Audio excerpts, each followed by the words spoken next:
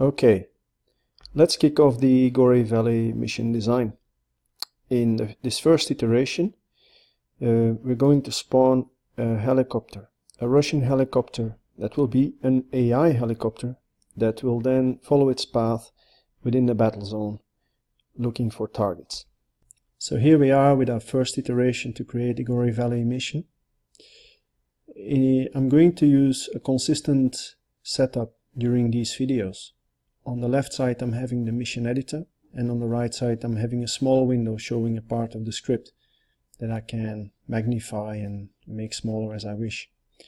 The Gori Valley mission was already made, and I'm not going into the details on how to create new helicopters and so on, because for that there's sufficient material available at various sources to how to do that.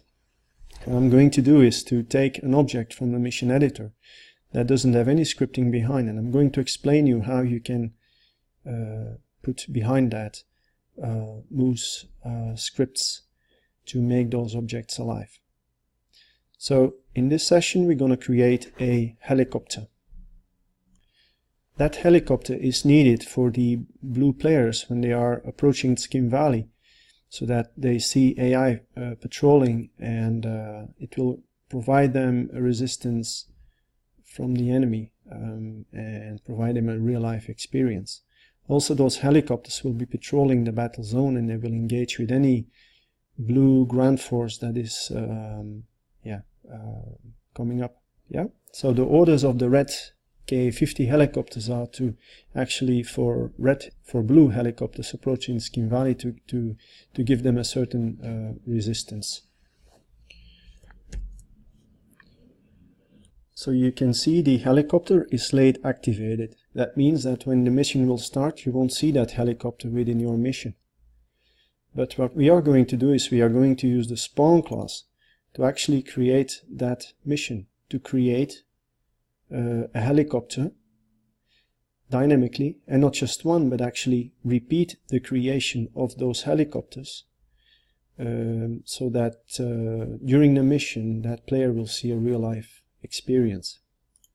What I'm going to do is I'm going to type over these few lines, and I'm going to explain you what's behind the methods and how this thing is working.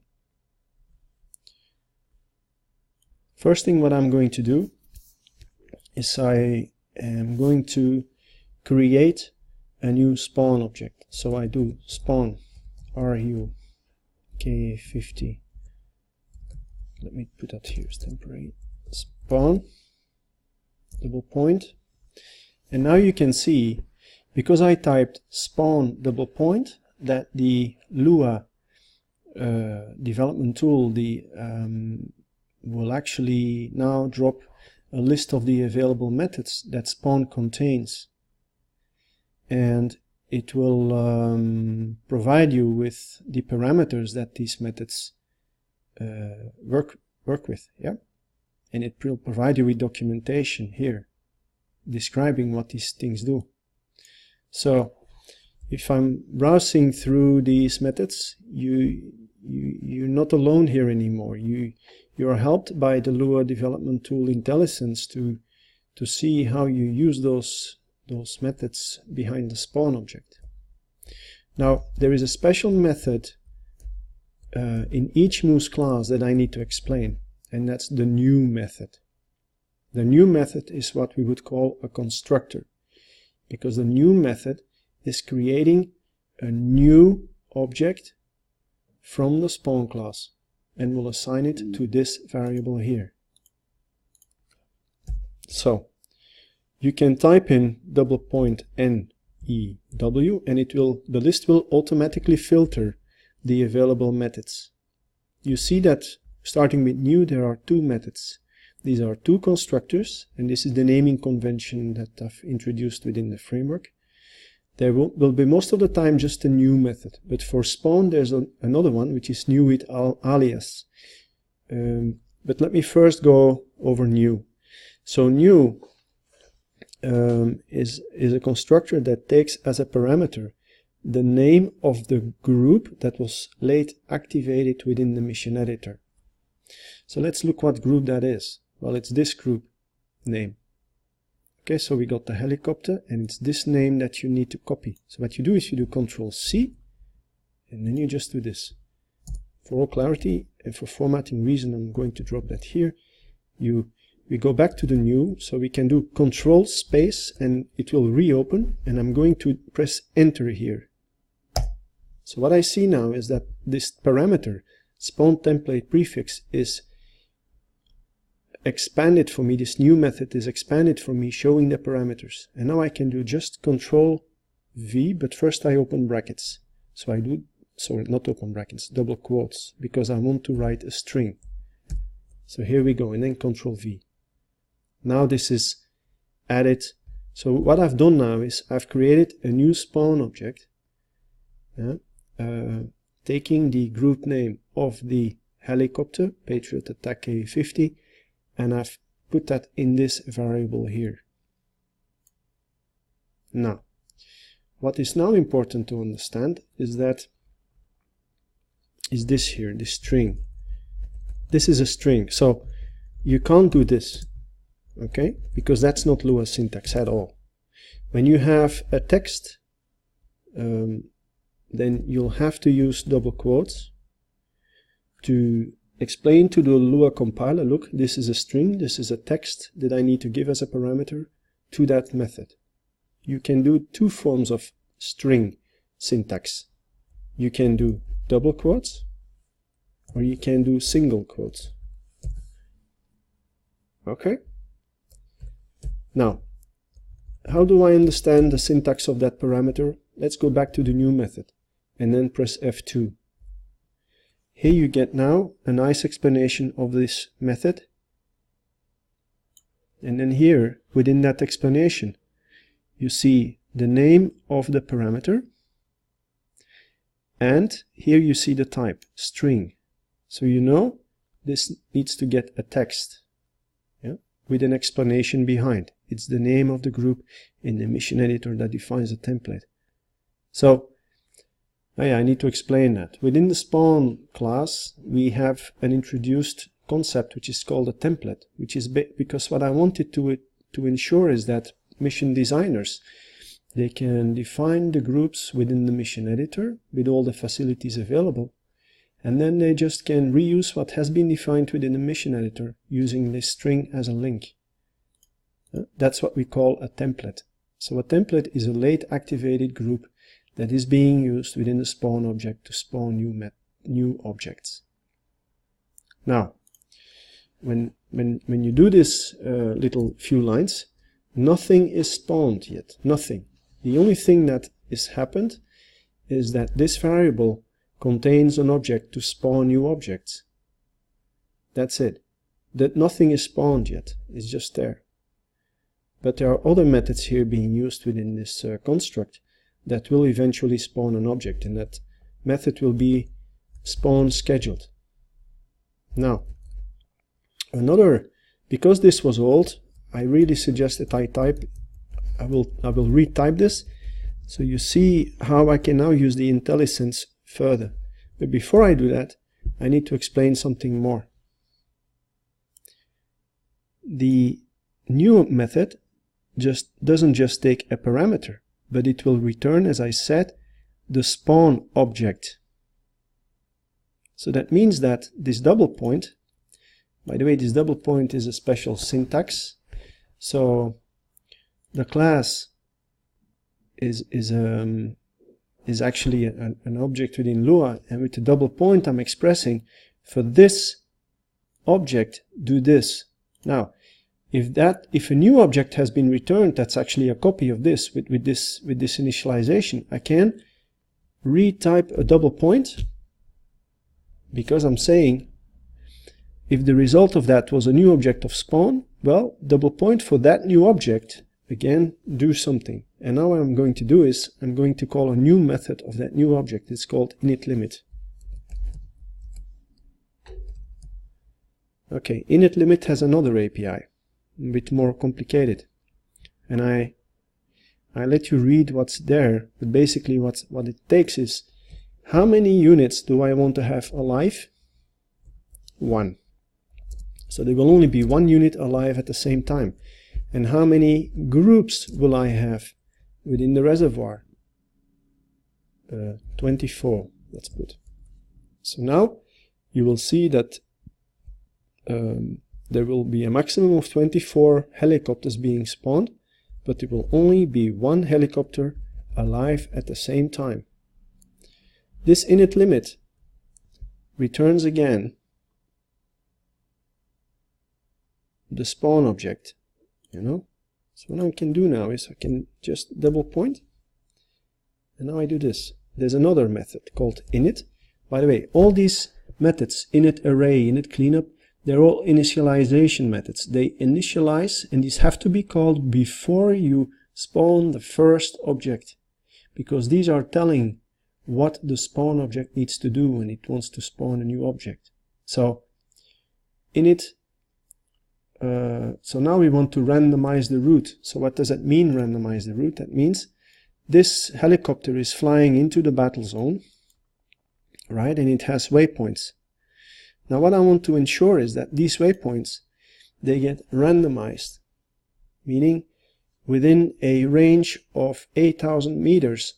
So if I draw, and for that I refer to the spawn object, but if I have a waypoint here, I draw an 8,000 meter circle around it, and that route will be randomized for each waypoint. There will be another point chosen within that circle. So that means as a result that each helicopter that is spawned will fly another route. Okay, so let me call here control space, gives me the list again. So now init randomize route. Let me take that, this one, here you go. And now I do 1, 1,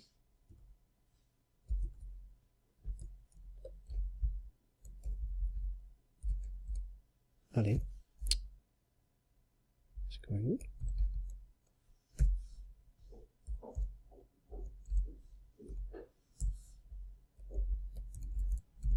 on. Yeah, the radius 8,000, and for planes I can even say to which height I need to randomize, but that's too much here. Okay, 8,000, fine. So now I'm having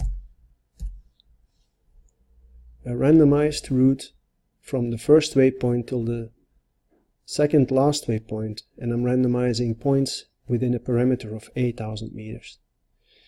Now what I also want to do is, and this is again something that is an API, is I want to ensure that helicopters, especially helicopters, when they sometimes get damaged, they will just land, but they will still be alive, but they will be damaged, just sitting there within the mission, and they won't do anything anymore, and no new helicopter will be spawned.